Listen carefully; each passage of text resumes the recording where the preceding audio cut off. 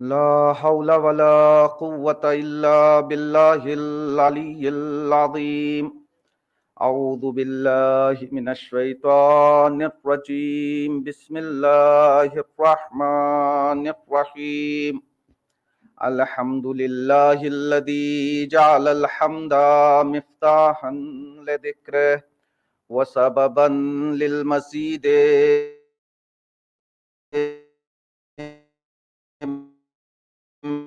من معرفته ودليلا على آلائه النبي المكي المدني القرشي الحاشمي الذي سمي في السماء بأحمد وفي الأرض بأبي القاسم محمد وعلى آلہ الطیبین الطاہرین المعصومین سیما علی بقیت اللہ فی الارضین روحی وارواح العالمین لتراب مقدمہ الفدا ولعنت الدائمۃ علی اعدائہم اجمعین من لحظتنا هذا الى قیام یوم الدین. اما بعد فقد قال الله تبارك وتعالى في كتابه المبين وقوله الحق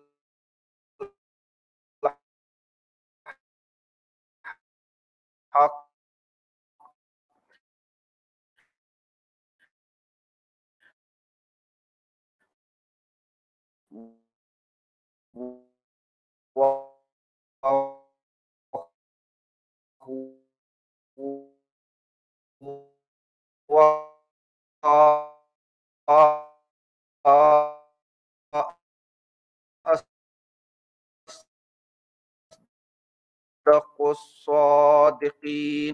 بسم اللہ. ماہ محرم الحرام کی 9ویں شب ہے اور ہمارے اس سلسلہ گفتگو کی یہ 9ویں تقریر ہے. سلسلہ گفتگو حیات طیبہ کی چابیاں.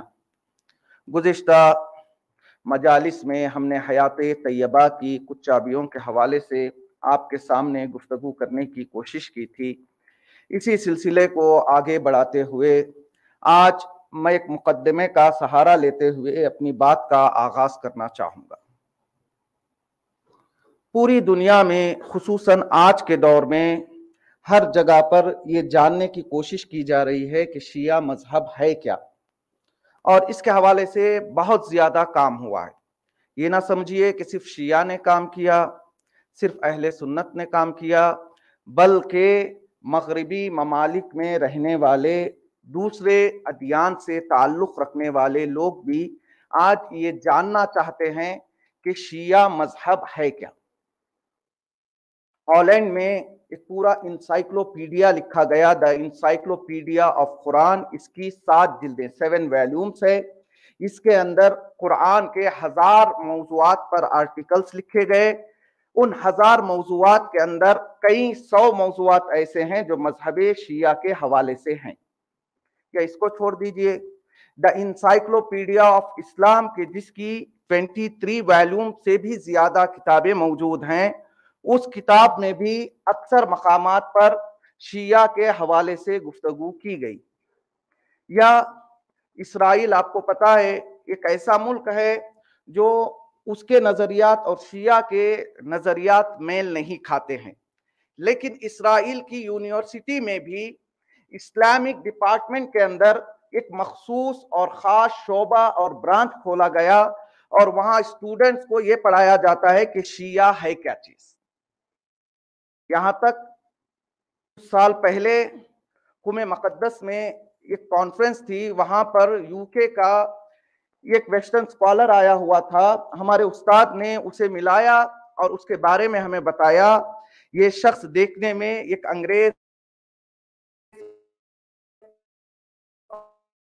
اور ایک غیر دیندار نظر آ رہا ہے، لیکن اس کے بارے میں آپ کو بتاؤں، یہ ہمارے 5ویں امام کی پوری حدیثیں بھی یاد ہیں، نہ صرف حدیثوں کو جانتا ہے بلکہ ان حدیثوں کے سلسلہ سند کو بھی جانتا ہے۔ ایک مغربی انسان شیعہ کے بارے میں اتنی تحقیق کر رہا ہے، اور ایک مشہور سکالر ہے کہ جس کا نام ایٹن کولبرگ ہے، اس نے 114 کتابیں شیعہ کے حوالے سے لکھی کہ شیعہ ہے کیا چیز، ان کے عقائد کے بارے میں، ان کے علماء کے بارے میں، یہ 114 کتابیں لکھتا ہے۔ اب دوسرے مذہب والوں کو چھوڑ دیجئے، اہل سنت کا سب سے بڑا حوزہ اور سب سے بڑا دینی مدرسہ مصر میں الازہر ہے۔ الازہر میں آج شیعہ تفسیر مجمع البیان، جسے آیت اللہ مرحوم تبریسی نے لکھا تھا، اس کتاب کو چھاپا بھی گیا اور اس یونیورسٹی میں شیعہ کی اس تفسیر کو پڑھایا جا رہا ہے۔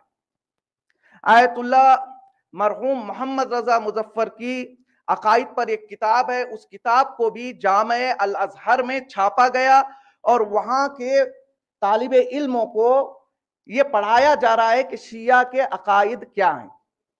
اور ہمارے علماء نے بھی عقائد شیعہ کو دنیا تک پہنچانے کے لیے کافی زحمتیں برداشت کی ہیں۔ بہت سارے علماء ہیں، میں یہاں پر نام لینا چاہوں گا، ایک عالم دین تھے کہ جن کا لقب سلطان الواعظین تھا، یہ ایران کے رہنے والے تھے، ان کا سفر ہندوستان ہوتا ہے، جب ہندوستان سے پلٹ کر ایران آ رہے تھے تو راستے میں پاکستان میں رکے، پاکستان کا ایک شہر ہے پیشاور، وہاں کے اہل سنت کے لوگوں نے کہا ہمیں شیعہ کے بارے میں کچھ بتاتے جائیے، ہم یہ دیکھنا چاہتے ہیں شیعہ ہے کیا۔ کئی دنوں تک جو ہے مناظرہ ہوا، اہل سنت کے علماء اور یہ بھی بیٹھے ہوئے ہیں اور سامنے عوام بھی ہے۔ کئی دنوں کے بعد انہوں نے یہ ثابت کیا کہ شیعہ ہی حقانیت کا مذہب ہے۔ جب یہ وہاں سے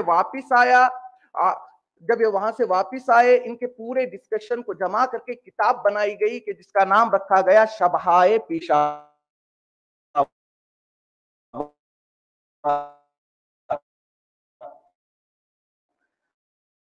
آج بھی کتاب بازار میں موجود ہے۔ یا لبنان کے رہتا ہے، اس سوال کے جواب دیتے ہیں، پھر ایک سوال آتا ہے، پھر یہاں سے جواب جاتا ہے، اس سلسلہ جاری رہا اور آخر میں ان کے خطوط کو جمع کیا گیا تو کتاب کا نام رکھا گیا المراجعات۔ آج بھی شہر قم میں جو لوگ پڑھنے کے لیے آتے ہیں، جن کا تعلق شیعہ سے نہیں تھا، بعد میں شیعہ ہوئے، اگر ان سے پوچھا جائے کہ آپ کس وجہ سے شیعہ ہوئے، اکثر لوگ کہتے ہیں کہ ہم نے آغائے شرف الدین کی کتاب المراجعات کو پڑھا، لہٰذا ہم نے شیعہ مذہب کو قبول فرمایا۔ یا آیت اللہ مرحوم امینی کے جنہوں نے سالوں سال محنت کر کے کتاب الغدیر لکھی اور غدیر کو دنیا والوں کے سامنے پہچنوایا۔ اب آپ کہیں گے آپ مجلس کے شروع میں ویسٹرن سکالرز کی طرف جا رہے ہیں، جو ہے اہل سنت کی طرف جا رہے ہیں، مرحوم علماء کی طرف جا رہے ہیں، مقصد کیا ہے؟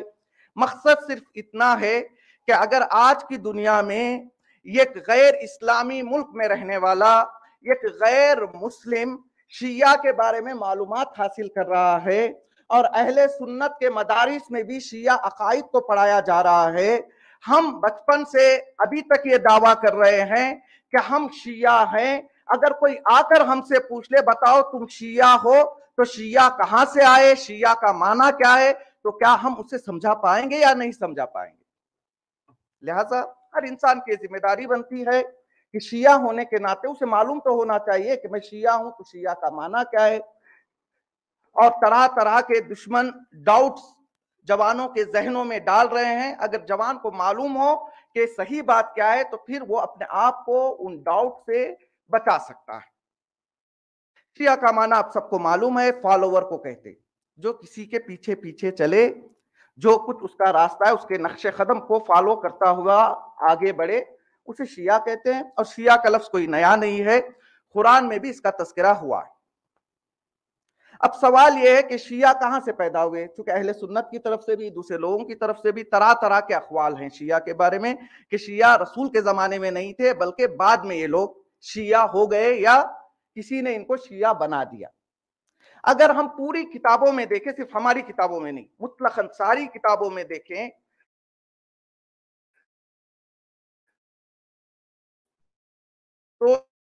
تو شیعہ کہاں سے شروع ہوئے اس کے حوالے سے ہمیں 5 قول ملتے ہیں۔ وجود نہیں تھا، ادھر رسول اسلام اس دنیا سے گئے، مسلمانوں نے اپنے خلیفہ کو جو ہے چنا، کچھ لوگ اس خلیفہ کے اگینسٹ تھے، ان کا ماننا یہ تھا کہ امام علی کو حق ملنا چاہیے تھا، لہٰذا وہ علی کے گھر جا کر ایک جگہ جمع ہوئے، وہاں سے یہ کہنا شروع ہوا کہ یہ علی کے فالوورز ہیں اور یہ شیعہ ہیں۔ یہ پہلا قول۔ دوسرا قول، کچھ لوگوں نے لکھا، نہیں یہ سقیفہ کے بعد نہیں بلکہ بعد میں ایک شخص کے جس کا نام عبداللہ بن سبا تھا، یہ ایک جو اور یہودی انسان تھا، یہ اسلام میں داخل ہوتا ہے اسلام کو نقصان پہنچانے کے لیے اور مسلمانوں کے اختلافات کا فائدہ اٹھاتے ہوئے ایک نئی کاسٹ کا ایجاد کرتا ہے اور اس کو شیعہ کا نام دے دیتا ہے، جبکہ یہ بالکل غلط بات ہے۔ اور اس کے حوالے سے مرحوم علامہ عسکری نے ایک کتاب بھی لکھی اور یہ ثابت کیا کہ عبداللہ بن سبا جیسا کوئی انسان تھا ہی نہیں، یہ بناوٹ ہے اور ایک افسانہ ہے شیعوں کو بدنام کرنے کے لیے۔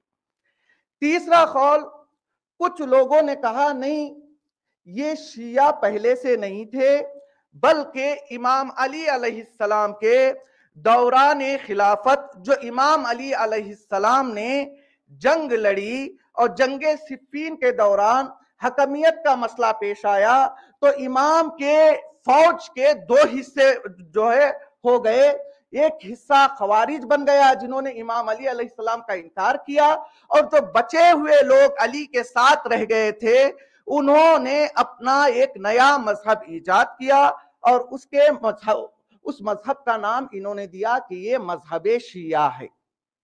تو پہلا قول سقیفہ، دوسرا قول عبداللہ بن سبا، تیسرا قول جنگ صفین میں، اور ایک چوتھا قول بھی ملتا ہے کہ شیعہ کا وجود نہیں تھا بلکہ یہ ایرانیوں کی چال ہے۔ ایرانی چونکہ عرب کے سامنے جھکنا نہیں چاہتے تھے، انہیں گھمنڈ تھا، انہیں غرور تھا، یہ قول پہلے نہیں تھا، جب سے انقلاب کے بعد یہ زیادہ لکھنا شروع کیا کہ یہ ایرانیوں کا مذہب ہے، ایرانیوں نے اس مذہب کی ترویج کی ہے، جبکہ یہ قول بھی بالکل غلط قول ہے۔ آخری پانچواں قول جو بالکل صحیح قول ہے، جو بعض اہل سنت کی کتابوں میں بھی ملتا ہے، ہماری کتابوں میں بھی ملتا ہے، وہ قول یہ ہے کہ شیعہ کا وجود ادھر رسول کی بعثت شروع ہوئی، بعثت کے ساتھ ساتھ شیعہ کا وجود بھی شروع ہو گیا تھا، اور اہل سنت کی کتابوں سے 40-50 روایات بیان کی گئی ہے یہ ثابت کرنے کے لیے کہ رسول اسلام کے زمانے میں شیعہ موجود تھے۔ مثال کے طور پر آیت نازل ہوئی اولئک ہم خیر البریہ، رسول اصحاب کے ساتھ بیٹھے ہوئے تھے، رسول نے امام علی علیہ السلام کو آتے ہوئے دیکھا تو اشارہ کر کے بتایا کہ خیر البریہ کوئی اور نہیں ہے، علی و شیعتہ ہم خیر البریہ، علی اور اس کے شیعہ ہی خیر البریہ ہیں۔ حتیٰ کہ اہل سنت کی کتابوں میں یہ بھی ملتا ہے کہ جب بھی لوگ امام علی کو دیکھتے تو اس دن کے بعد لوگ کہنے لگتے کہ دیکھو خیر البریہ آ رہے ہیں۔ یا اہل سنت ہی کی معروف کتاب میں یہ حدیث بھی ملتی ہے ام المؤمنین جناب ام سلمہ سے کہ ایک دن رسول اسلام میرے گھر تشریف فرما تھے، جب ان کی بیٹی حضرت فاطمہ کو پتا چلا کہ ان کے باپ آج میرے گھر میں ہیں تو باپ کے شوق دیدار میں میرے گھر تشریف لائی۔ جب فاطمہ آئی تو کچھ لمحوں کے بعد فاطمہ کے بچے بھی ماں کی تلاش میں آ گئے، جب بچے آ گئے تو کچھ لمحے گزرے تھے کہ علی بھی بیوی اور بچوں کی تلاش میں میرے گھر آ گئے۔ اب جیسے ہی رسول نے علی کو آتے ہوئے دیکھا تو کہا یا ام سلمہ، اے ام سلمہ، علی و شیعتہ ہم الفائزون، علی اور اس کے شیعہ ہی کامیاب ہونے والے ہیں۔ روایتیں بہت زیادہ ہے، موضوع گفتگو یہ نہیں ہے، یہ صرف میرا مقدمہ ہے، گفتگو کوئی اور ہے۔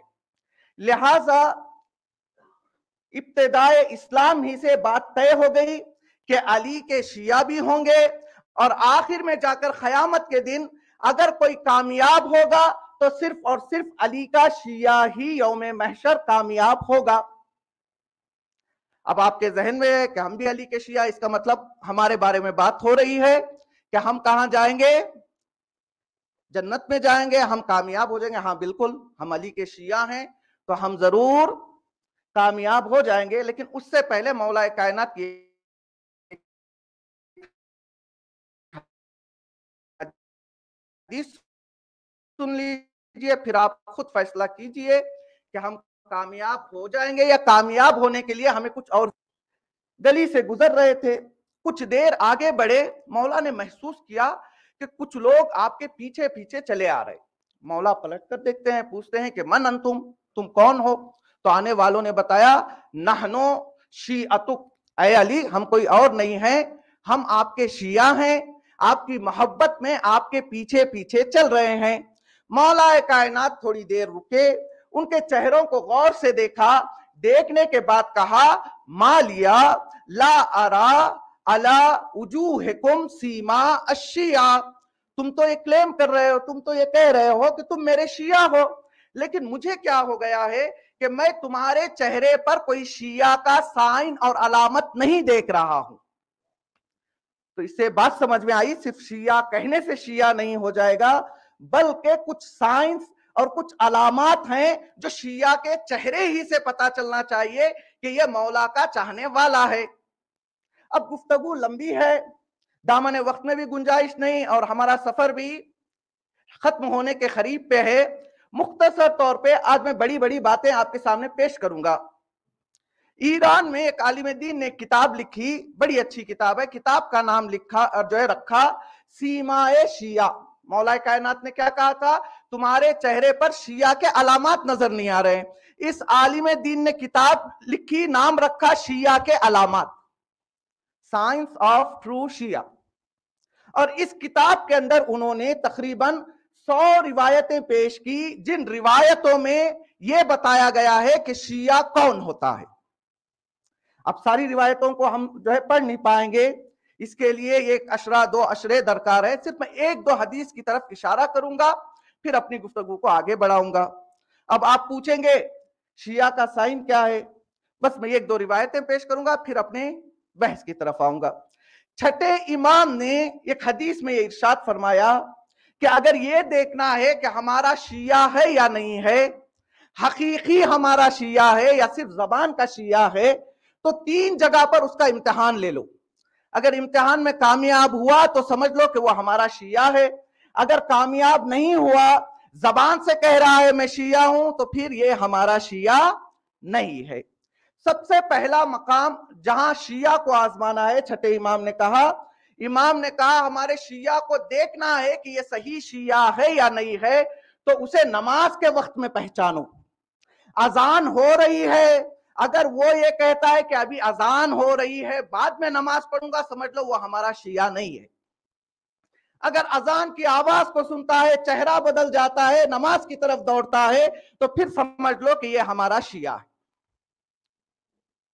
बाज लोग कहते हैं अभी हमारा जॉब है, अभी हमारा काम है, थोड़ी देर बाद मैं नमाज पढ़ूंगा। नहीं, नमाज के हवाले छठे इमाम की फिर एक हदीस है ना, लन तनालू शफाअतना मन इस्तखफ़ा बिस्सला, नहीं पढ़ने वाले लिस्ट में है ही नहीं। लाख वो कहते रहे शफात हो जाएगी, हम बच जाएंगे, हमने सुना है मौलाना से, ये सब ख्वाब ख्याल होगा। जब क़यामत का दिन आएगा पता चलेगा उसे, जो कुछ सुना था वो धोखा था। छठे इमाम ने अपनी वसीयत में अब आखिरी वक्त में अपने सारे घर वालों को जमा करके खास तौर पे ये वसीयत की, कहा कि जो नमाज को हल्का समझेगा, जो ये कहेगा बाद में पढ़ लेंगे, अरे नमाज ही तो है, थोड़ी देर बाद पढ़ लेंगे, खजा होने में अभी टाइम है, छठे इमाम ने कहा ऐसा इंसान हमारी शफाअत को नहीं पाएगा। नहीं, मिसाल के जरिए बच्चों को समझाऊंगा। मिसाल के तौर पर एक तालिब इल्म है जो स्कूल जाता है, आता है, जा रहा है, आ रहा है, माँ बाप ने पूछा पढ़ाई कैसे हो रही है, उसने साल भर कहा बिल्कुल सही हो रही है। माँ बाप ने भी तवज्जो नहीं दी, कहा बच्चा स्कूल जा रहा है, पढ़ रहा होगा।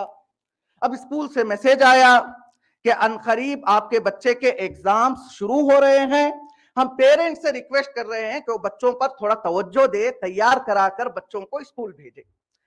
अब माँ बाप ने स्कूल का मैसेज देखा तो जहन में ख्याल आया, साल तो गुजर गया, इम्तिहान के दिन करीब है, अब तो बच्चों की तैयारी करानी चाहिए। अब इन्होंने बच्चे को बुलाया, कहा पढ़ाई करो। माँ बाप के सामने किताब खोलकर पढ़ता रहा, लेकिन हकीकत में वो पढ़ नहीं रहा था, क्योंकि आदत हो गई थी नहीं पढ़ने की। किताब खोले हुए बैठता था, फिर वक्त हुआ किताब बंद की, किस्सा खत्म। अब इम्तिहान में 2 दिन बाकी रह गए। बाप ने कहा चलो इससे पहले कि तुम जाके स्कूल में एग्जाम दो, मैं तुम्हारा एग्जाम ले लेता हूं। स्कूल के इम्तिहान से पहले बाप ने किताब खोली, एक सवाल مجھے معلوم نہیں، دوسرا سوال معلوم نہیں، تیسرا سوال معلوم نہیں، ساری کتاب ختم ہو گئی، اس نے جواب دیا، ہر سوال کا جواب یہی تھا کہ مجھے معلوم نہیں۔ اب باپ پریشان ہو گیا، سوچا کہ عزت کا مسئلہ ہے، بچے کو تو ڈانٹا اس نے خوب، لیکن کہا کسی طرح سے جو ہے پاس تو کروانا ہے۔ اب اس نے سوچا یہ جو بچے کا کلاس ٹیچر ہے وہ میرا اچھا دوست ہے، اس کے پاس جاتا ہوں، کچھ بات کرتا ہوں کہ وہ اس مرتبہ سنبھال لے۔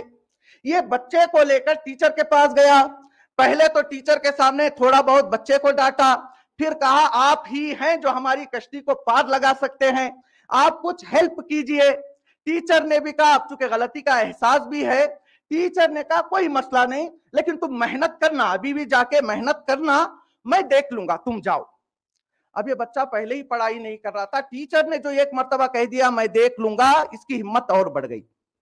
تھوڑا بہت جو آخری دن کچھ لوگ ہوتے ہیں جو آخری رات میں پڑھ کر پاسنگ مارکس لے لیتے ہیں، اس نے کہا اب ٹیچر کا بھروسہ ہو گیا، اس نے کتاب بالکل بند کر دی۔ دوسرے دن جس طرح سے گیا تھا اسی طرح سے گھر واپس آ گیا۔ سارے ایگزام جو ہے پورے ہو گئے، اب ریزلٹ کا دن ہے، اسکول میں یہ بھی پہنچا، سارے بچے پریشان ہیں کہ نتیجہ کیا ہوگا، لیکن یہ بچہ سب سے مطمئن ہے کیونکہ اسے تو پہلے ہی سے پتا چل گیا ہے کہ ٹیچر ہے جو مجھے پاس کر دے گا۔ اب جب ڈور کھلا سارے بچے ریزلٹ بورڈ کی طرف دوڑے تو یہ بھی دوڑا، سب نے نیچے سے اپنا نمبر دیکھنا شروع کیا، اس نے اوپر سے دیکھنا شروع کیا کیونکہ اسے امید تھی کہ ٹیچر نے مجھے پورے نمبر دے دیے ہوں گے۔ اب اوپر سے دیکھتا رہا، نام نہیں ہے، پھر نیچے آیا، نیچے آیا، نیچے آیا، نیچے آیا، اس نے دیکھا سب سے آخر میں اس کا نام لکھا ہوا ہے اور مارکس کی جگہ پر فیل لکھا ہوا ہے۔ موڈ خراب ہوا، کہا اگر پاس ہی نہیں کرنا تھا تو پہلے کہہ دیتے۔ ان کے بھروسے پہ میں خوش فہمی میں مبتلا تھا کہ میں پاس ہو جاؤں گا، نتیجہ کیا ہوا؟ فیل ہو گیا۔ روتے ہوئے باپ کے پاس آیا، کہنے لگا کہ آپ کے دوست نے دھوکہ دیا ہے، پہلے تو امید دلائی تھی کہ ہم آپ کا ساتھ دیں گے، لیکن جب عمل کا مرحلہ آیا تو انہوں نے مجھے فیل کر دیا۔ باپ اور بیٹا دونوں مل کر غصے کی حالت میں ٹیچر کے پاس پہنچے، کہا اگر آپ کو پاس ہی نہیں کرنا تھا تو پھر آپ نے جھوٹی امید کیوں دی تھی؟ ٹیچر نے پہلی فرصت میں اس بچے پر ایک زوردار تماچا لگایا، کہا بے وقوف، میں نے تجھ سے کہا تھا اپنی طرف سے محنت کرنا، اگر کوئی کمی رہ جائے گی تب میں تمہارا ساتھ دوں گا، میں نے تجھ سے یہ نہیں کہا تھا کہ پورے کا پورا پرچہ خالی چھوڑ کر آ جانا۔ بالکل اسی طریقے سے جب خالی نامہ اعمال لے کر قیامت میں ائمہ کے پاس جائیں گے، کہیں ہمارا حال اس بچے کی طرح نہ ہو، بجائے شفاعت کے ائمہ کی ڈانٹ نہ ہماری نصیب میں ہو۔ ائمہ نے یہ نہیں کہا کہ آپ خالی پرچہ چھوڑ کر آ جاؤ، ہم ہیں، نہیں، ہمارے ائمہ وہ ہیں جو چاہنے والے کو چوری کرتے ہوئے پکڑتے ہیں تو اس کا ہاتھ کاٹ دیتے ہیں۔ وہ ائمہ جو چاہنے والے کا ہاتھ کاٹ رہے ہیں، کیا یہ عقلانی بات ہے کہ ہم کچھ بھی عمل نہ کریں، وہاں پر ان کے بھروسے پہ پہنچ جائے، کہے کلو شیعہ جنہ، کلو شیعہ جنہ؟ یہ مثال مشہور بھی ہے، لوگ کہتے ہیں نہیں ہم شیعہ ہیں جنت میں، نہیں، شیعہ ہو ضرور جنت میں جاؤ گے، لیکن تمہیں یہ دیکھنا پڑے گا کہ تمہارے اندر شیعہ کے سائنس اور کوالٹیز ہیں یا نہیں ہے۔ اگر ہیں تو پھر تم شیعہ ہو۔ جب شیعہ کے صرف کہنے سے نہیں ہوتا، مثال کے طور پر میں کہوں میں مولانا ہوں، مولانا ہوں، نہ مجھے سورہ پڑھنے آتے ہو، نہ مجھے قرآن پڑھنا آتا ہے، نہ مجھے تاریخ کی معلومات ہے، صرف میں کہوں مولانا نہیں ہو سکتا نا۔ مثال کے طور پر یہاں سے کوئی بھی بچہ کھڑے ہو کر کہے میں ڈاکٹر ہوں، ڈاکٹر ہوں، کہنے سے کچھ نہیں ہوتا، اس کے اندر وہ کوالٹیز ہونی چاہیے، جب ہوں گی تب کہیں جا کر وہ ڈاکٹر ہوگا۔ بالکل اسی طرح سے شیعہ ہی جنت میں جائے گا، لیکن وہ شیعہ جائے گا کہ جس شیعہ کے اندر شیعہ کے سائنس اور کوالٹیز ہوں گی۔ چھٹے امام نے کہا شیعہ کی پہلی کوالٹی ہے کہ نماز کے وقت دیکھ لو، اگر اذان کی آواز سن کر مسجد کی طرف دوڑتا ہے یا مصلی بچھاتا ہے تو پھر وہ ہمارا شیعہ ہے، اگر کہتا ہے بعد میں پڑھیں گے تو پھر وہ ہمارا شیعہ نہیں ہے۔ دوسری چیز معصوم نے کہا اگر ہمارے شیعہ کو دیکھنا ہے تو دیکھو وہ ہمارے رازوں کی کس طرح سے حفاظت کر رہا ہے۔ اب دامن وقت میں زیادہ گنجائش نہیں، مختصر یہ کہ ایک حقیقی شیعہ کو معلوم ہونا چاہیے کہ کہاں پر کیا بات کرنی ہوگی، ورنہ ہوتا کیا ہے پتہ ہے، جوش میں اگر میں اس ممبر سے میں یہ سوچوں گا سب میرے چاہنے والے ہیں، اگر میں بغیر سوچے سمجھے کوئی ایسی بات کہہ دوں، ہو سکتا ہے یہاں لوگ کچھ نہ کہے، لیکن اگر یہ مجلس یوٹیوب پر اگر کوئی غیر دیکھے تو کہیں ایسا تو نہیں میں یہاں سکون سے ہوں، میں اپنی بات کو پہنچا رہا ہوں، لیکن اسی بات کی وجہ سے جہاں شیعہ کی تعداد کم ہے وہاں پر شیعہ تکلیف میں نہ آ جائے۔ اور سیریا میں جو کچھ ہوا اس کی ایک وجہ یہی ہے کہ جو لوگ سکون و آرام کی جگہ بیٹھے ہوئے تھے انہوں نے اپنی بات تو بغیر سوچے سمجھے کہہ دی، لیکن اس کا جرمانہ سیریا میں چھوٹے چھوٹے دیہاتوں میں جو علی کے چاہنے والے تھے انہوں نے اپنی جان کو دے کر پورا کیا۔ معصوم نے کہا اسرار ہر جگہ جو بیان کرنا ہے وہی بیان کرو۔ پہلی چیز نماز کی پابندی، دوسری چیز معصوم نے کہا کہ اسرار کو دیکھو، اور تیسری چیز اس کے نماز روزے کو نہ دیکھو بلکہ یہ دیکھو کہ اس کے اندر برادری کیسی ہے۔ انشاءاللہ آگے چل کر میں اس پر گفتگو کروں گا، یہیں پر میں اس حدیث کو پورا کر رہا ہوں۔ اور ایک حدیث ہے مولا کائنات سے، کہا شیعہ کون ہے؟ مولا نے کہا شیعتنا کثیرتن تلاوتہم للقرآن، ہمارا شیعہ وہ ہے جو کثرت کے ساتھ قرآن کی تلاوت کرتا ہے۔ اگر زندگی میں قرآن ہی نہیں کھل رہا ہے پھر ہمارا یہ دعویٰ ہے کہ ہم شیعہ ہیں اور ہماری جنت پہلے سے ریزرو ہے، جب تو آپ کے اندر شرط ہی نہیں ہے تو پھر آپ کا ریزرویشن بھی کینسل ہو سکتا ہے۔ قرآن کے لیے بہت زیادہ تاکید کی گئی، کل کی گفتگو میں بھی میں نے گفتگو کرنے کی کوشش کی تھی، بس آج ایک نقطہ پھر اپنی بات کو آگے بڑھاؤں گا۔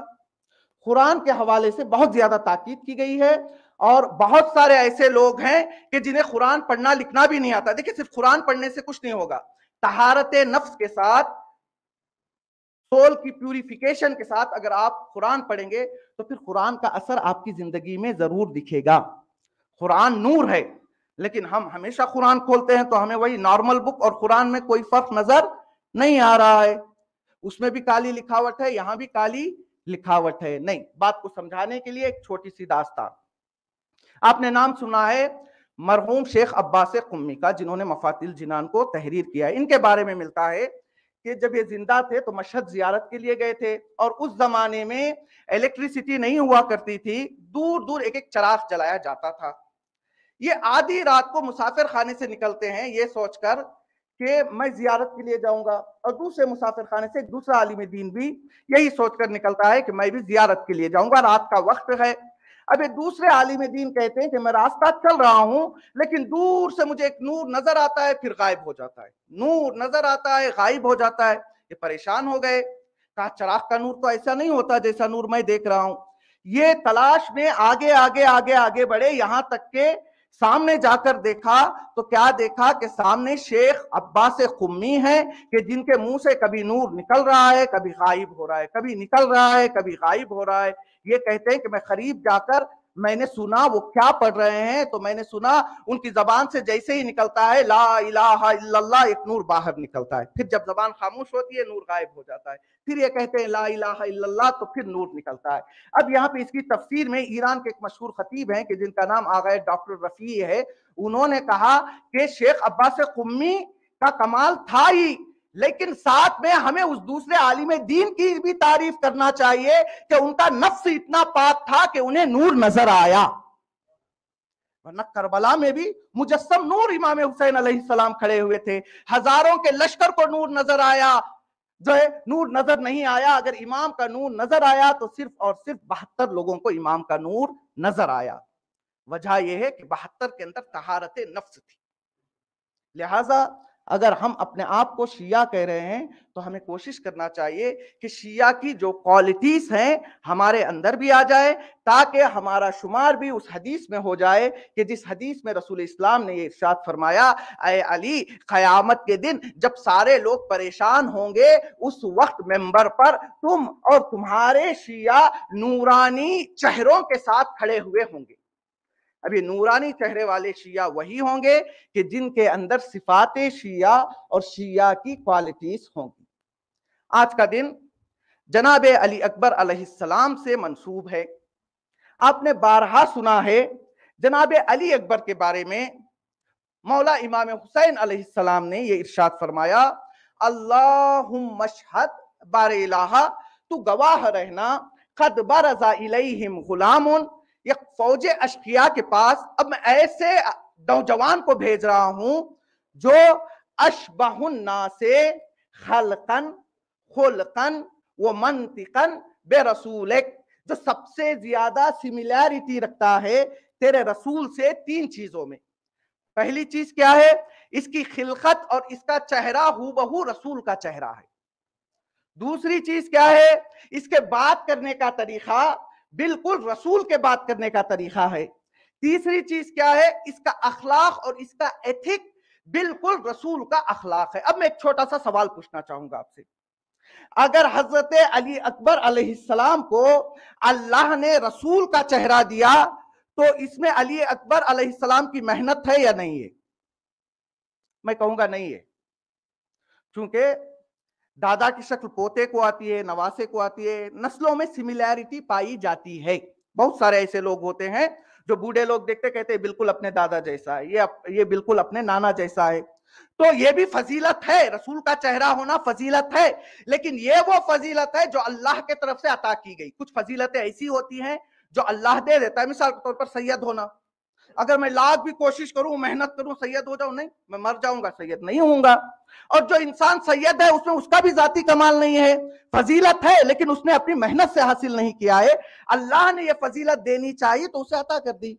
बिल्कुल इसी तरह से अगर जनाब अली अकबर अलैहिस्सलाम को रसूल का चेहरा मिला तो ये अली अकबर अलैहिस्सलाम का कमाल नहीं है, बल्कि अल्लाह की दी हुई फजीलत है। नहीं, अगर जनाब अली अकबर अलैहिस्सलाम के बात करने का तरीका रसूल के बात करने का तरीका है तो इसमें भी हजरत अली अकबर अलैहिस्सलाम का कोई कमाल नहीं है, ये भी एक फजीलत है जो अल्लाह ने चाहा तो जनाब अली अकबर अलैहिस्सलाम के हवाले कर दिया। मिसाल के तौर पर कोई दादा की जैसी गुफ्तगू करता है, कोई नाना की जैसी गुफ्तगू करता है, कोई चचा, कोई मामू। इंसान के अंदर पाया जाता है जब वो गुफ्तगू करता है तो लहजा उसके हाथ में नहीं है, बल्कि ये लहजा कुदरती लहजा होता है। उसकी आवाज, उसका लहजा, कुदरत जो लहजा देना चाहती है वो दे देती है। लिहाजा न किसी के अच्छे लहजे को देखकर खुश होना चाहिए, अगर किसी का बुरा लहजा है तो देखकर उसका मजाक भी नहीं उड़ाना चाहिए, क्योंकि दोनों चीजें इंसान के हाथ में नहीं है, बल्कि अल्लाह जिसे जैसे चाहता है अता कर देता है। अब जनाब अली अकबर के बारे में इमाम हुसैन अलैहिस्सलाम कह रहे हैं कि ऐसा गुलाम जा रहा है जो सूरत में, सीरत में, गुफ्तार में रसूल के मुशाबे है।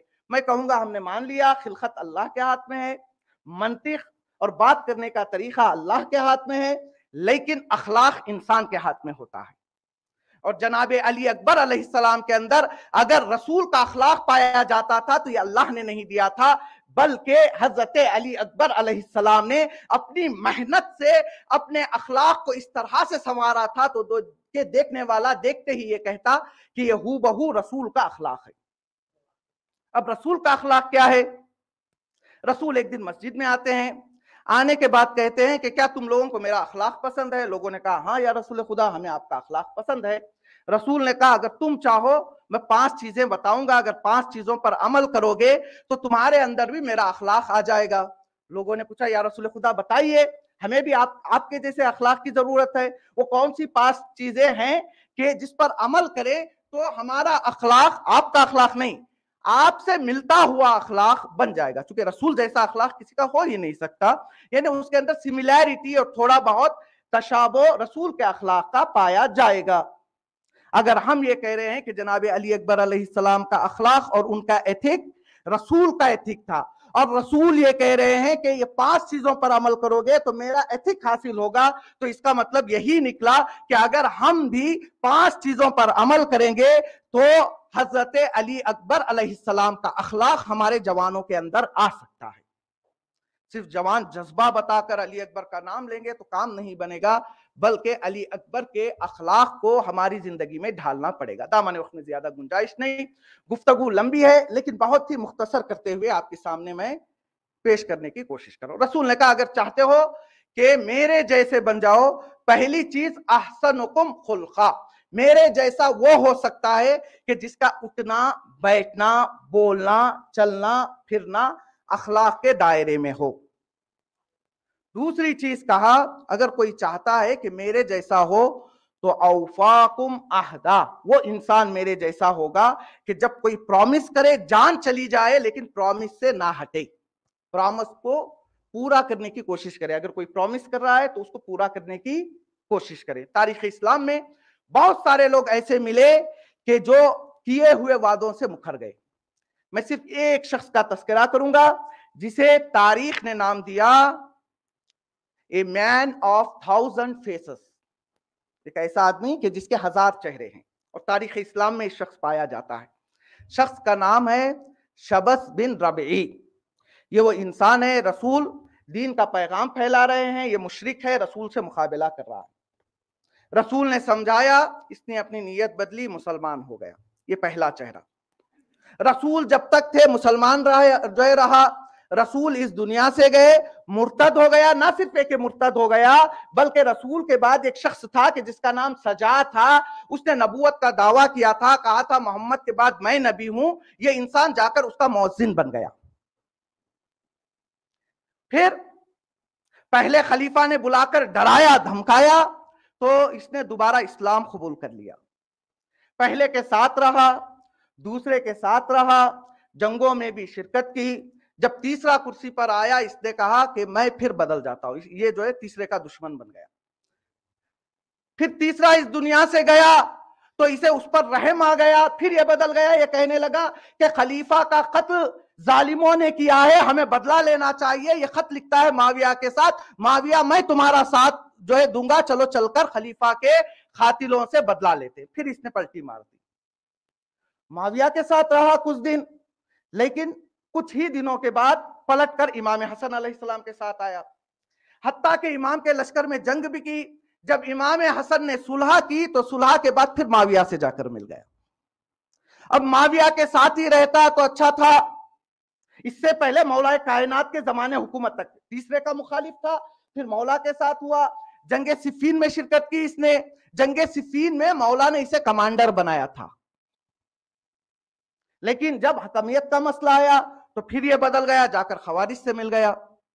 پھر مولا نے مالک اشتر کو بھیجا، جا کر سمجھاؤ. جا کر سمجھایا، پھر اس کی بات سمجھ میں آ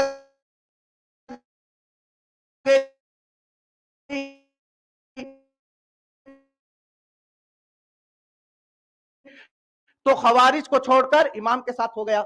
پھر امام کی شہادت کے بعد معاویہ سے امام حسن نے صلح کی تو معاویہ سے جا کر مل گیا. جب یزید برسر کار آیا تو پھر یہی وہ شخص تھا کہ جس نے کوفیوں کو بڑھ چڑھ کر کہا تھا کہ حسین کو خط لکھا جائے، بلایا جائے تاکہ اسلام زندہ رہے.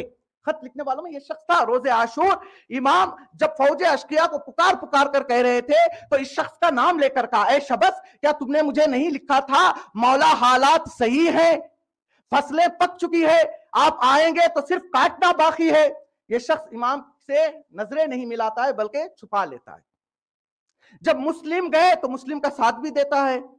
مسلم شہید ہو گئے تو دارالامارہ کی چھت پر جا کر گریا کرتا ہے، زور زور سے کہتا ہے کہ اے مسلمانوں، تمہیں کیا ہو گیا کہ تم نے حسین کے سفیر کو قتل ہوتا ہوا دیکھا اور تم خاموش رہے. لیکن جب ابن زیاد بلاتا ہے، کہتا ہے کہ تمہیں حسین سے جنگ کرنے کے لیے جانا ہے، پہلے کہتا ہے کہ میں بیمار ہوں، میں نہیں جاؤں گا.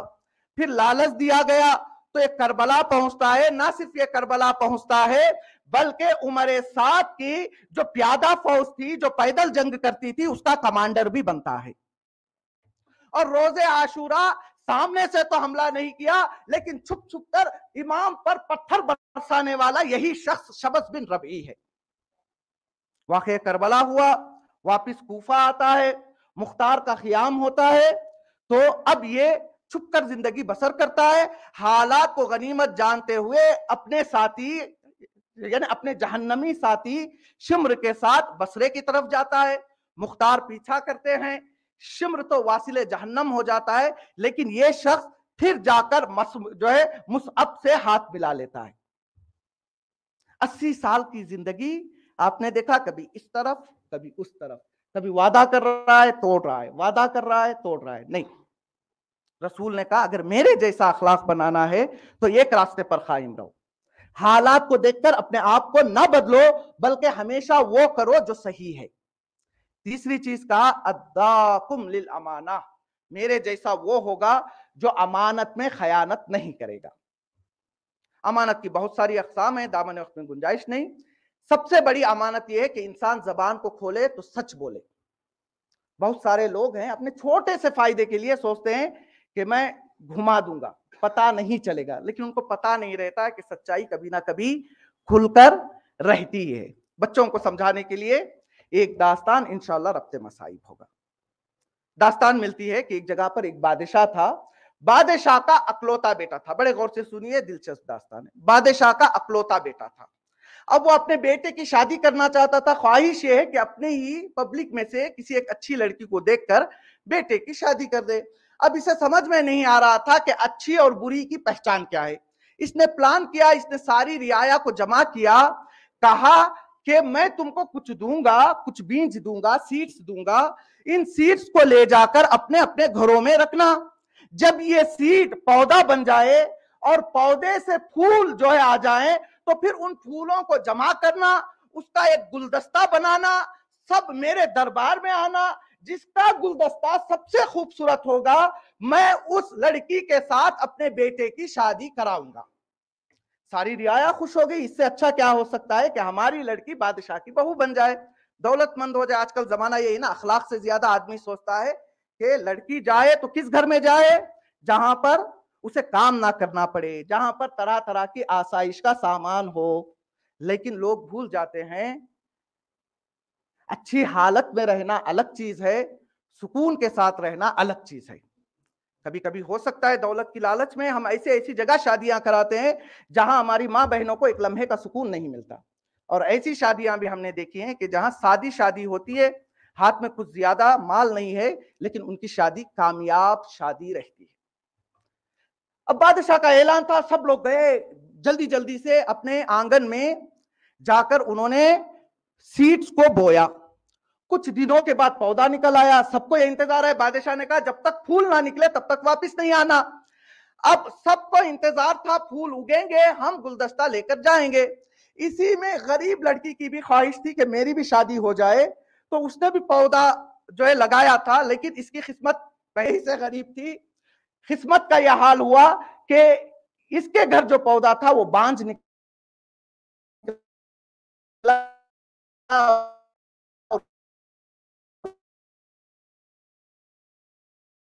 उसमें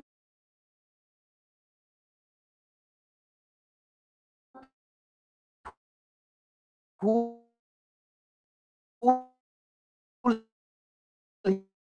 ही नहीं निकला।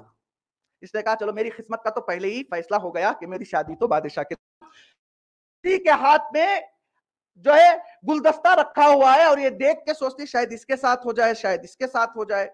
एक लड़की ने इससे पूछा कि तुम क्यों गुलदस्ता लेकर नहीं आई। इस लड़की ने कहा नहीं, मेरी किस्मत पहले से खराब थी। जो हमारे हिस्से में सीड्स आए थे पहले ही से बांस थे, उसमें फूल लग ही नहीं सकता था। पास वाली लड़की कहती है तेरे से ज्यादा बेवकूफ लड़की मैंने देखी ही नहीं।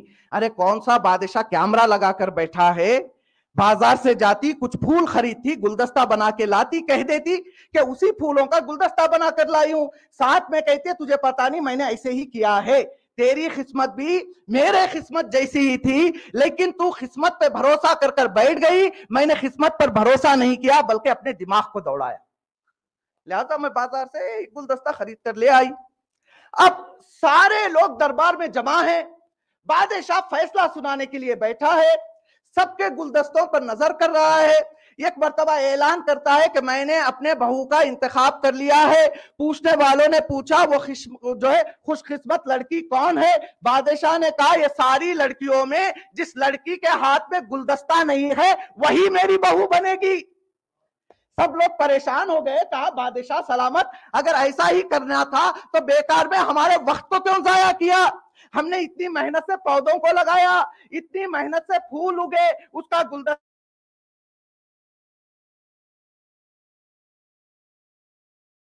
बनाया, आपके दिए गए अपॉइंटमेंट पर हम पहुंच भी गए। अगर इस लड़की को अपनी बहू बनाना था, कहा बादशाह ने कहा बेवकूफों, मैं लड़कियां में गुलदस्ते लेकर खड़ी है, सारी की सारी झूठी है। चूंकि मैंने जो सारे बीज दिए थे किसी में यह सलाहियत थी ही नहीं कि उसमें फूल उगे। 499 लोग झूठे हैं, झूठ का सहारा लेकर बाजार से खरीदकर गुलदस्ता लेकर आए हैं। इस लड़की ने सदाकत से काम लिया है, सच्चाई से काम लिया है। अगर कोई मेरी बहू बनेगी तो यही सच्ची लड़की मेरी बहू बनने की लायक है। देखा आपने, थोड़ी देर के लिए इंसान सोचता है अपने जहन से कि ऐसे कर लूंगा तो काम हो जाएगा, वैसे चला जाऊंगा तो काम हो जाएगा। नहीं, खुदा सब कुछ देख रहा है। آپ سیدھے راستے پر چلیے، سامنے اندھیرا بھی ہو تو خدا خود بخود آپ کے سامنے اجالے کا انتظام کرے گا۔ تو کیا کہا؟ پہلی خصوصیت، اگر میرے جیسا اخلاق بنانا ہے تو تم کو کیا کرنا چاہیے؟ میرے جیسا بننے کے لیے بتائیے آپ، اگر آپ کو یاد ہے، ابھی تو میں نے کہا رسول اسلام مسجد میں گئے، انہوں نے کتنی چیزیں بتائی؟ 5 چیزوں پر عمل کرو گے تو میرا اخلاق تم اپنا لو گے۔ پہلی چیز کیا کہا تھا میں نے؟ جی ہاں ماشاءاللہ، ان کی صحت و سلامتی کے لیے بآواز بلند صلوات پڑھیے۔ رسول اسلام نے کہا تھا اگر میرے جیسا بننا ہے تو تمہارا اٹھنا بیٹھنا اچھا ہونا چاہیے، تم اپنے ایتھک کو صحیح کرو۔ دوسرا، اگر میرے جیسا بننا ہے تو وعدے کو پورا کرو، تو کوئی امانت دے تو پھر وہ امانت کو پوری طرح سے ادا کرو۔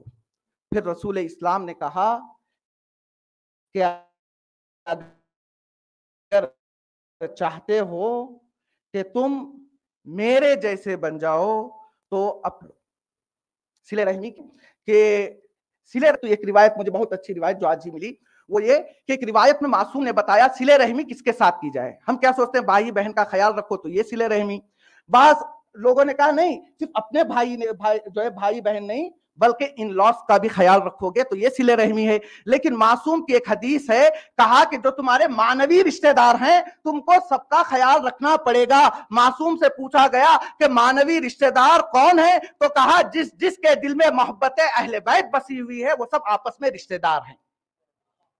اب جو صلہ رحمی کا حکم دیا گیا ہے، پوری کمیونٹی کے ساتھ صلہ رحمی کو انجام دو، اور اس کے بہت زیادہ فوائد ہیں۔ مثال کے طور پر صلہ رحمی کرو گے تو عمر زیادہ ہوگی، فائدہ کس کا ہے؟ آپ کا ہے۔ اگر صلہ رحمی نہیں کرو گے تو عمر آپ کی کاٹ لی جائے گی۔ روایت میں ہے کہ اگر کوئی صلہ رحمی کرتا ہے، اگر اس کے 3 سال باقی ہیں تو خداوند عالم اس کی زندگی کو 33 ایئرز کر دیتا ہے، 30 سال آگے بڑھا دیتا ہے۔ دوسرا، اگر صلہ رحمی نہیں کرو گے تو خدا تم پر لعنت کرے گا، اگر صلہ رحمی کرو گے تو لوگوں کے دلوں میں خدا تمہاری محبت کو پیدا کر دے گا۔ اگر صلہ رحمی سے دور رہو گے، چونکہ حدیث ہے، دامن وقت میں زیادہ گنجائش نہیں، ٹائم پورا ہو چکا ہے، بس میں مصائب کی طرف آ رہا ہوں۔ حدیث میں ہے کہ اگر صلہ رحمی کرو گے تو جنت کے دروازے تمہارے لیے کھل جائیں گے۔ اگر کوئی رشتہ دار تم سے ناراض ہے، لاکھ عبادتیں کر کے وہاں جاؤ گے،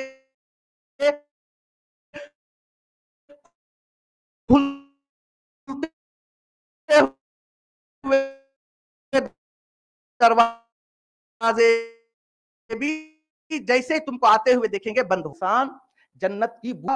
اگر میرے جیسا اخلاق بنانا ہے تو یہ ساری چیزوں کو اپنی زندگی میں داخل کرو۔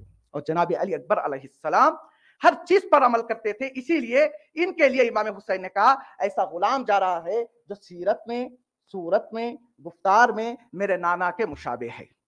میں نے کہا صلہ رحمی کیا ہوتی ہے؟ کہ جس میں پورے قوم کا خیال رکھا جائے۔ تاریخ میں ملتا ہے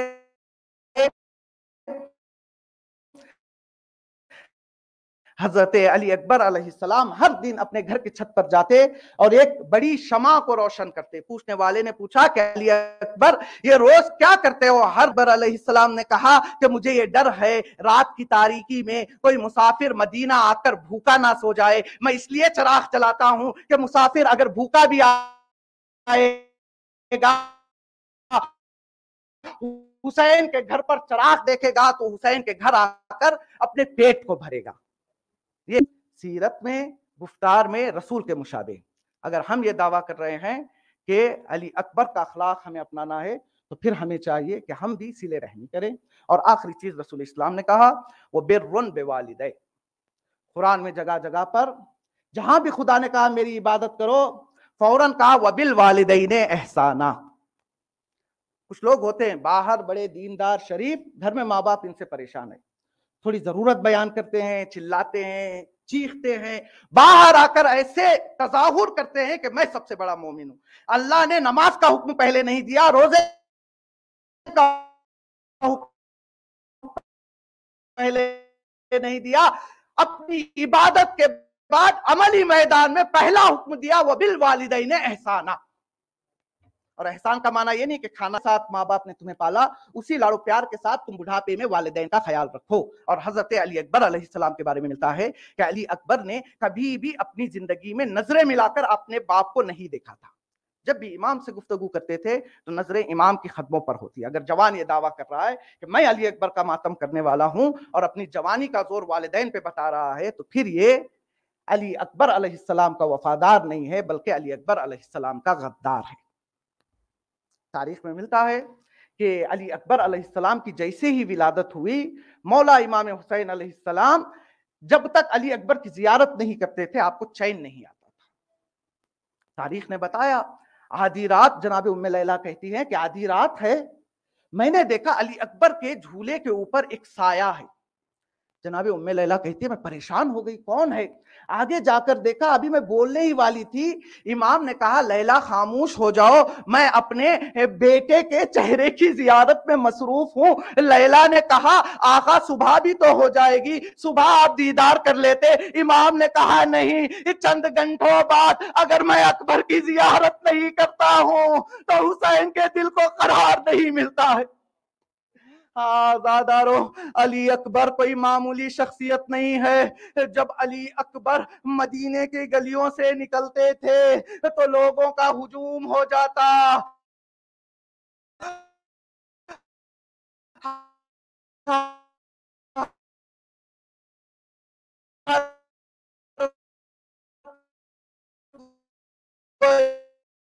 علی اکبر کی زیارت کرنا چاہتا، آگے اب جناب عباس سوچتے تھے کہ اگر میں ایسے ہی رہوں گا تو لوگ رسول کی زیارت سے محروم ہو جائیں گے۔ قاضی ابو الفضل عباس اپنے ہاتھ علی اکبر کی زیارت کرے۔ اور دوسری بات یہ، علی اکبر اس شخصیت کا نام ہے کہ جس نے فنون جنگ حضرت عباس علیہ السلام سے سیکھے ہیں۔ تاریخ میں ملتا ہے کہ کربلا سے پہلے امام حسین علیہ السلام مدینے میں اپنے گھر کے باہر بیٹھے ہوئے ہیں۔ اتنے میں امام حسین علیہ السلام نے دیکھا کہ ایک طرف سے غازی ابو الفضل عباس علیہ السلام اور دوسری طرف سے آپ کا جوان بیٹا فنون جنگ سیکھ کر آ رہا ہے۔ علی اکبر باپ کے قریب آئے، مولا نے بڑے ہی فخر کے ساتھ علی اکبر پر نظر کی اور کہا بیٹا کافی دنوں سے میں تمہیں ایک بات کہنا چاہتا ہوں۔ علی اکبر نے ہاتھوں کو جوڑا، کہا بابا جان آپ کا حکم سر آنکھوں پر، بتائیے آپ کیا کہنا چاہتے ہیں؟ امام حسین علیہ السلام نے کہا بیٹا علی اکبر، بچپنے سے لے کر تیری جوانی تک میں نے اس بات کو غور سے دیکھا ہے کہ تو نے کبھی کسی چیز کا تقاضا اپنے باپ سے نہیں کیا۔ علی اکبر نے کہا بابا میں کیسے کسی چیز کو آپ سے مانگوں؟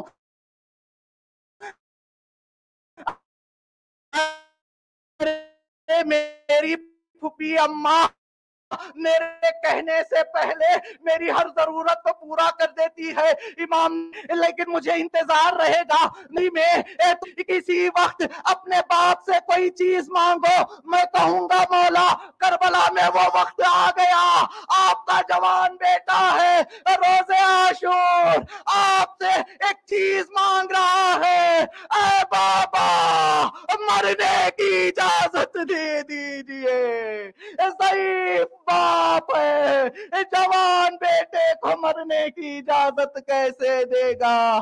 المختصر امام نے کہا ہے بیٹا علی اکبر میں نے تمہیں نہیں پالا ہے، جاؤ پہلے جا کر اپنی پھوپھی اماں سے جنگ کی اجازت لے لو۔ علی اکبر پھوپھی کے قریب پہنچے، ہاتھوں کو جوڑا، کہا پھوپھی اماں اکبر کو جنگ کی اجازت دیجئے۔ زینب کے زبان سے صرف ایک جملہ نکلا، اے بیٹا اکبر کیا میں نے تجھے 18 سال اس لیے پالا تھا کیا آج مرنے کی اجازت دے دوں؟ بیویوں میں کوہرام مچا، علی اکبر خیمے سے باہر نکلنا چاہتے ہیں۔ حمید کہتا ہے میں نے دیکھا جب علی اکبر خیمے سے باہر آنا چاہتے تھے تو ایک بی بی تھی جو علی اکبر کے ابا کے دامن کو پکڑ کر کھینچ رہی تھی۔ حمید کہتا ہے میں نے سوچا شاید اکبر کی ماں ہوگی، پھر حمید کہتا ہے نہیں نہیں اگر اگر اکبر کی ماں ہوتی تو شانہ پکڑ کر کھینچتی، ضرور یہ حسین کی 4 سالہ سکینہ ہے جو اکبر کے آبا کو پیروں سے کھینچ رہی ہے۔ المختصر، علی اکبر گھوڑے پر سوار ہوئے، امام سے وصیت ہوئی، علی اکبر میدان کی طرف بڑھے، کچھ دور چلے تھے، محسوس یہ ہوا کہ کوئی پیچھے چلا آ رہا ہے۔ علی اکبر نے مڑ کر دیکھا، کیا دیکھا؟ ضعیف باپ ہے جو کمر کو پکڑے ہوئے جوان بیٹے کے پیچھے پیچھے چلا آ رہا ہے۔ علی اکبر گھوڑے سے اترے، ہاتھوں کو جوڑا، کہا بابا آپ نے تو مرنے کی اجازت دے دی تھی، اب پیچھے کیوں آ رہے ہو؟ علی اکبر سے امام نے کہا، اے بیٹا تم نہیں سمجھو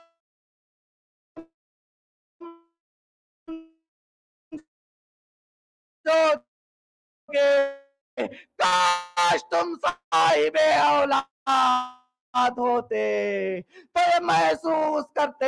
وقت بھی آیا کہ علی اکبر نے لوگوں کو علی کی جنگ یاد دلا دی، لڑتے لڑتے پیاس کا غلبہ ہوا، واپس امام کی خدمت میں آئے، کہا بابا جان اکبر آپ سے کچھ مانگنا چاہتا ہے۔ امام نے کہا بیٹا مانگو۔ اکبر نے کہا بابا ہو سکے تو یہ قطرہ پانی پلا دیجئے، پھر دیکھیے میں کس طرح کی جنگ کرتا ہوں۔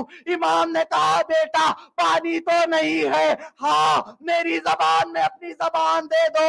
علی اکبر نے باپ کی زبان میں اپنی زبان دی، فوراً زبان کو کھینچ لیا، کہا بابا میں آپ کی زبان تو میری زبان سے زیادہ خشک ہے۔ آزادارو دوبارہ علی اکبر میدان میں گئے، جنگ کرتے رہے۔ ایک ظالم نے ایک ایسا نیزہ علی اکبر کے سینے کی طرف پھینکا، علی اکبر کے سینے پر برچی کا پھل لگا، علی اکبر گھوڑے پر سنبھل نہ سکے، گرتے گرتے آواز دی، اے بابا علی اکبر کا سلام قبول کیجئے۔ اب تاریخ بتاتی ہے امام حسین علی اکبر کی لاش تک پہنچتے 70 مقامات پر گرتے ہیں، 70 مقامات پر بلند ہوتے ہیں، کہتے جاتے ہیں اے علی اے علی میرا علی کہاں ہے؟ وہ وقت بھی آیا، باپ بیٹے کی ملاقات ہوئی، بیٹے کے سینے پر باپ نے دیکھا کہ ہاتھ رکھا ہوا ہے، پوچھا بیٹا آپ کا ہاتھ سینے پر کیا ہے؟ علی اکبر نے کہا بابا سینے میں برچی کا پھل چبا کیا۔ علی کو یاد کیا، جوان بیٹے کے سینے سے برچی کے پھل کو نکالا، ارے برچی کا پھل نہیں، ساتھ میں علی اکبر کا کلیجہ بھی نکل آیا۔ اب ضعیف باپ ہے، جوان کی میت پر بیٹھا ہوا ہے، چاہتا ہے کہ خیام کی طرف لے جائے، اب باپ نے اتنی ہمت باقی نہیں کہ وہ کڑیل جوان کے لاشے کو اٹھا سکے۔ امام نے آواز بلند کی، کہا اے بنی ہاشم کے بچوں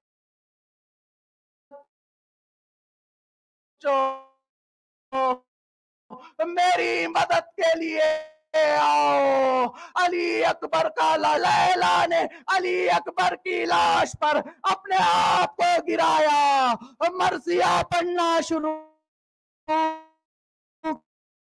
کیا، اے لال تجھ پہ کیسی قیامت گزر گئی، وہ حسن کیا ہوا، وہ جوانی کدھر گئی، اڑ اڑ کے ریلنے والی نہ مر گئی، جب تک ان دن کو چین نہ راتوں کو سوؤں گی، جب تک جیوں گی تیری جوانی پہ رو